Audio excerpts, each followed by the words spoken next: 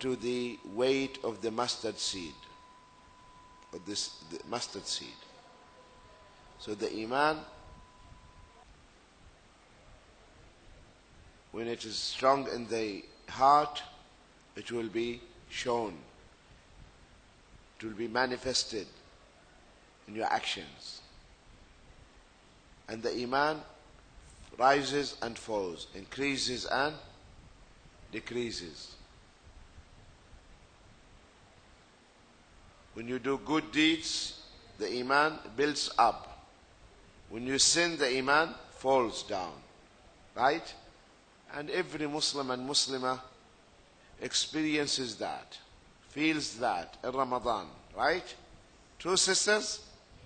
You feel in Ramadan, mashallah, your iman is increasing. Why? Because you fast, you read Quran, you make dhikr, you stopped watch television, you stopped listening to music. So all the haram things you left and you started doing good things. So naturally your iman will increase. Because iman, there is a formula for iman. Write the formula of iman. The formula of iman, iman equal conviction in the heart, conviction in the heart, multiply by conviction, to be convinced, conviction in the heart,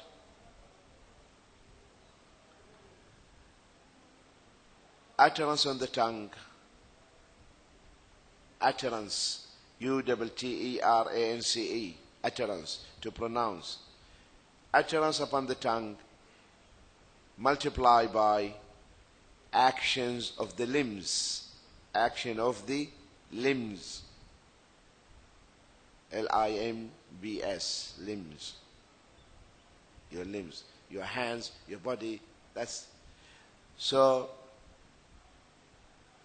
or you can make it, you can, if you want to memorize it, you can say utterance, the utterance multiplied by the conviction multiplied by the action of the limbs. You can say UCA. Iman equal UCA. U for utterance, C for conviction, A for actions. UCA. Is that okay? For you to remember it, yes, UCA. So these are three elements or components of Iman. The utterance, that means you have to use the tongue, istighfar, la ilaha illallah, dhikr, reading the Quran. So now we have this formula. All the three components are variables. None of them is constant. All of them are variables. So the utterance varies. What will happen to the product, the iman? If the utterance increase, what will happen to the iman? It will increase. You know? Istighfar, dhikr, tahleel, reading the Quran, so the iman increases. Also the conviction in the heart increases. The more you have ilm, the stronger the belief. You understand? For instance, when Ibrahim alayhi salam, he asked Allah subhanahu wa ta'ala to show him how Allah gives life to the dead.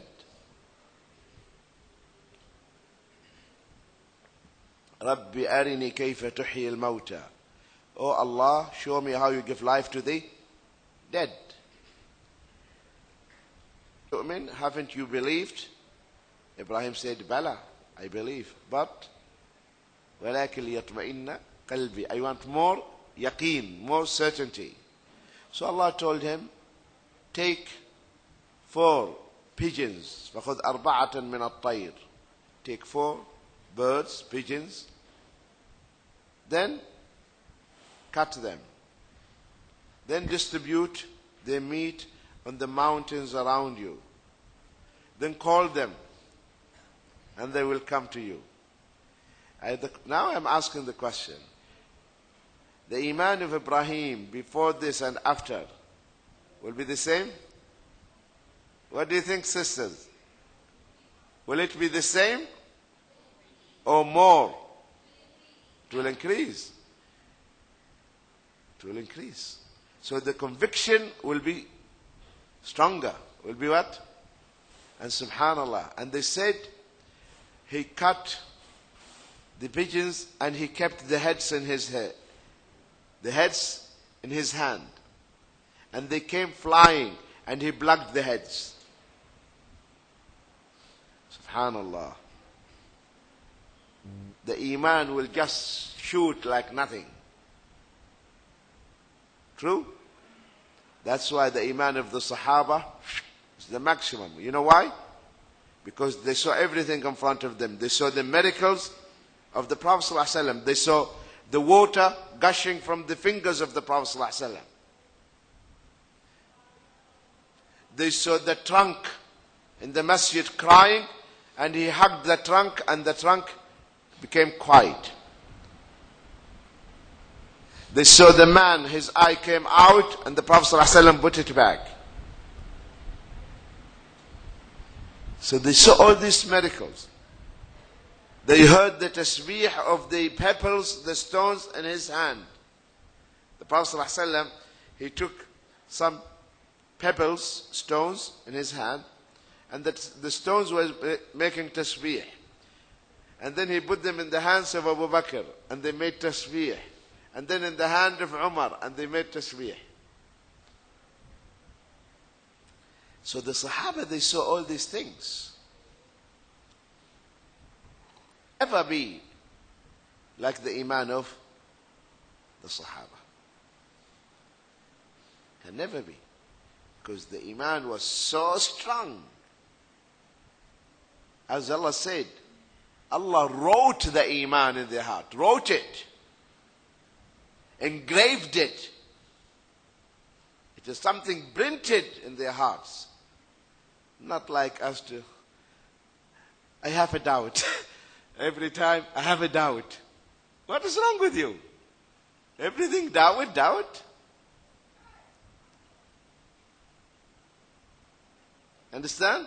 Sahaba, never. That's never happened to them.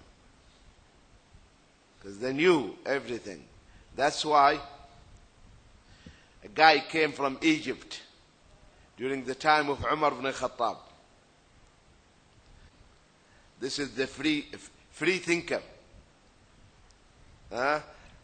Like what we call today, they are free thinkers. So this guy came to Medina and he started telling the Sahaba, why did Allah say this here and why did Allah say this? As if he's telling them there is what? Contradiction. You know what I mean? Allah said this here, and now He's saying this here. But the Sahaba's Iman is stable. No one can shake their Iman. They know he's fool. So they kept quiet, and they just told Umar ibn Khattab, there is a guy came from Egypt, and this is what he's doing. He said, fine, where is he? He said, this one. Umar said, give me my stick. You know, Umar radiallahu anhu always carry a big stick with him. He said, where is my stick? Called durra. Where is my durra? A stick, and in one end there is ball. There is a ball at one end. He said, give me my durra. Give me my stick. And he started lashing him till his back started to bleed. Okay? Then he said, take him. When his wounds are healed, bring him for the second dose. Okay? This guy, he wants to play with us, will know how to handle him. The second time they brought him, and he gave him the same thing, until his back started to bleed. Umar is a terrorist, isn't he? Okay? Because people say, where is the freedom of thought? Freedom of thought? You are a Muslim.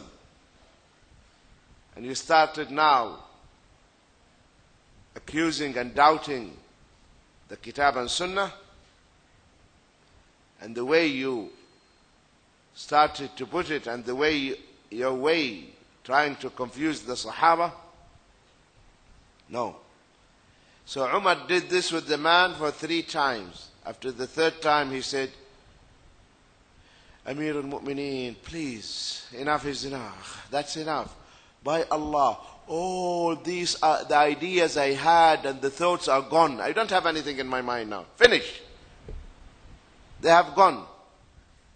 He said, well, good. This is the remedy. This is the cure for you. Now go to Iraq. He sent him to Iraq. And he kept him under the eye of the governor. He said, keep an eye on him. And send me reports. I want to know his